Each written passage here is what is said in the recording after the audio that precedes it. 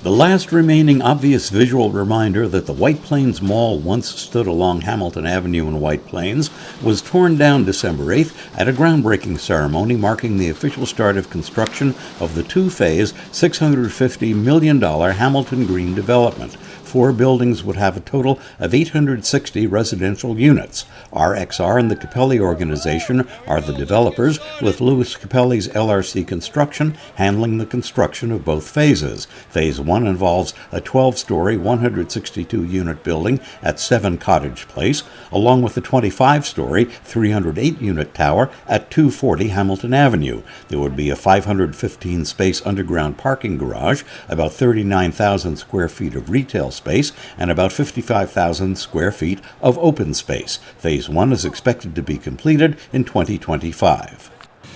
It's a very special day for me because this closing, this groundbreaking, by all rights, should not be happening. Not in this financial environment. And, I mean, it's almost like the book that was titled The Christmas That Almost Wasn't. This was the closing and the project that almost wasn't. And it wasn't because of anything anybody did, because everybody worked very hard for 2 years, but the markets almost got in our way. But RXR. It sounds like 3 letters to you and probably everybody else, but not to me. In 1998, we closed our first deal. They've been my friends. They've been my business partners. They've been staunch supporters of me. And at the end of the day, this project had no shot without having made a handshake with them also in mid-2020, and them sticking all the way through this right to the end, right to when it got really, testy or tenuous at the very last minute. And trust me, things right now in the financial world are very tenuous. This marks a first for RXR. It marks the first time that we will have an adaptive reuse and a reimagination and a redevelopment of a mall site to a multifamily and mixed-use site, and which is really something special that all of us at RXR are proud of, and we should all be proud of as residents of Westchester County. Back in 1998, when the partners at RXR first did business with Louis, it was here in White Plains, and we're really excited about continuing our relationship with the Capelli organization here in his backyard. As many of you know, today's groundbreaking will mark the commencement of the reimagination of a site that has been underutilized for many years. The first phase of this 860-unit development will include 2 highly amenitized mixed-use buildings with 470 residential units, over 39,000 feet of retail, commercial, and food and beverage space for all of us to enjoy, as well as 55,000 square feet of publicly accessible open space, again, for this community to embrace and enjoy. And I know that was something very important to the city as this project went through the zoning process. I will hearken back to, I'm doing the math in my head, it must have been 1976, 77. I believe the first time my mother let me, my brothers, and our friends go out shopping by ourselves. We came to what was then the mall, the White Plains Mall.